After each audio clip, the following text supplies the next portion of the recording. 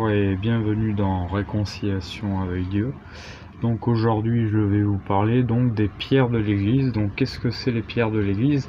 Alors c'est pas forcément les pierres des églises habituelles. Donc ça peut être les églises philosophiques, je veux dire. Par exemple une maison peut être une église, un banc peut être une église. Une chaise peut être une église, n'importe où peut être une église, n'importe quel endroit, une forêt peut être une église.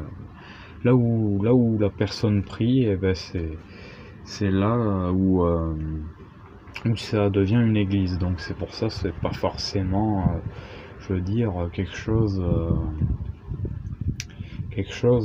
matériel.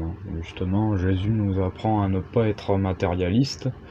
Donc c'est pour ça que j'ai rien contre les églises qui sont dans les villages, tout ça, bien au contraire, je trouve ça génial, mais le problème c'est que tout le monde a tendance à aller prier dans les églises comme si c'était quelque chose, un don de Dieu, quelque chose de divin. Bon oui c'est divin, oui tout ça, mais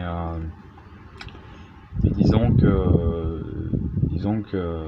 c'est pas forcément l'église le coin béni, ça peut être partout sur terre, à part là où il y a de la violence et des meurtres, bien sûr. Donc il faut savoir qu'il est écrit dans la Bible, dans l'évangile de Jésus, dans l'évangile de Jésus, je sais plus quel apôtre avait écrit ça, mais je m'en rappelle, que nous formons justement les pierres de l'église, car plus la pierre est polie, plus elle est pas taillée, mais plus elle est encadrée, plus elle a de la place dans l'église, plus la personne en fait a fait du bien autour d'elle et a prié et a fait des bonnes œuvres sur terre, a fait son travail correctement.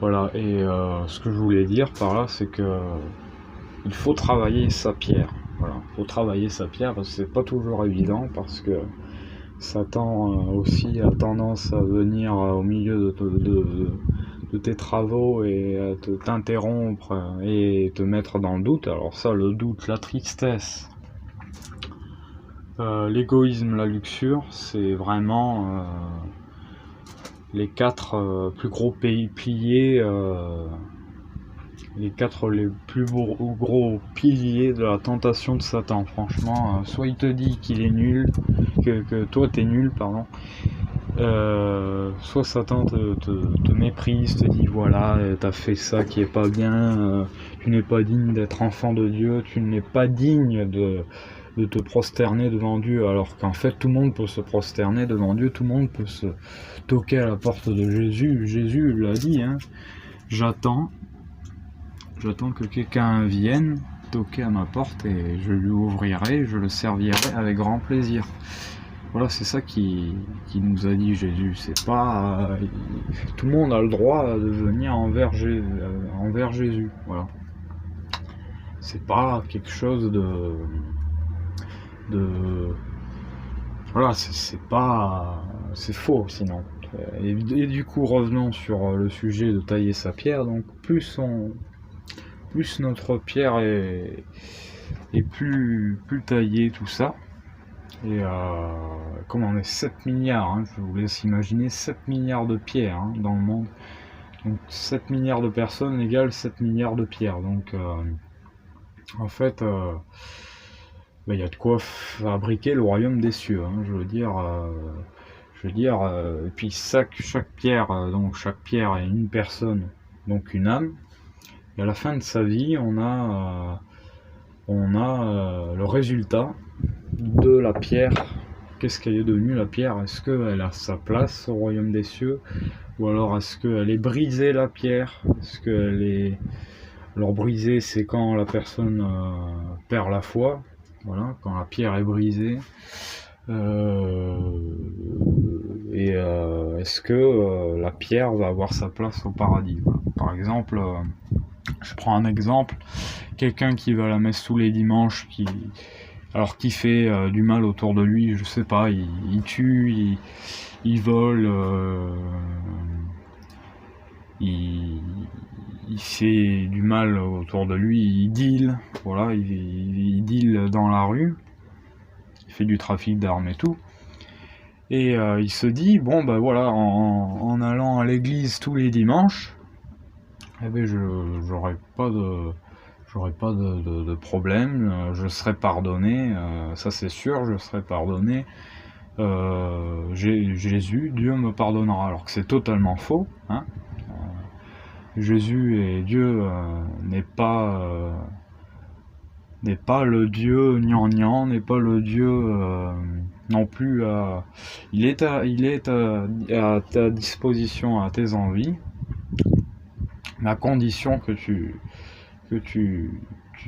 fasses quelque chose de ta vie, parce que la vie est un stage, hein. Voilà, parce que la vie continue, c'est un stage sur Terre, hein, qu'on a.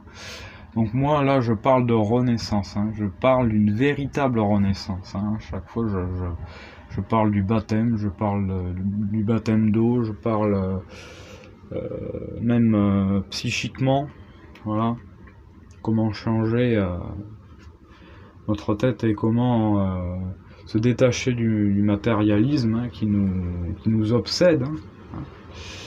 Et du coup, oui, voilà, on a tendance à avoir par exemple des objets, des chapelets, tout ça, des croix partout. Sauf que c'est très bien, hein, les croix, j'ai rien contre, hein, j'en ai chez moi, mais je veux dire, c'est plus un symbole qu'autre chose. On va pas adorer une croix, on va pas adorer un objet. Pourquoi? Parce que le Saint-Esprit est dans notre cœur. Voilà. Le Saint-Esprit est dans notre cœur et nulle part ailleurs. Voilà. À part dans l'eau. Voilà. Dans l'eau, dans les âmes, tout ça. Donc revenons sur cette petite anecdote, enfin, petit exemple. Voilà, la personne qui va à l'église et qui deal et tout, bah à la fin de sa vie, il va avoir son jugement dernier. Il dit bon voilà, est-ce que j'ai la place d'aller au paradis? J'allais à l'église tous les dimanches, tout ça. Est-ce que je peux?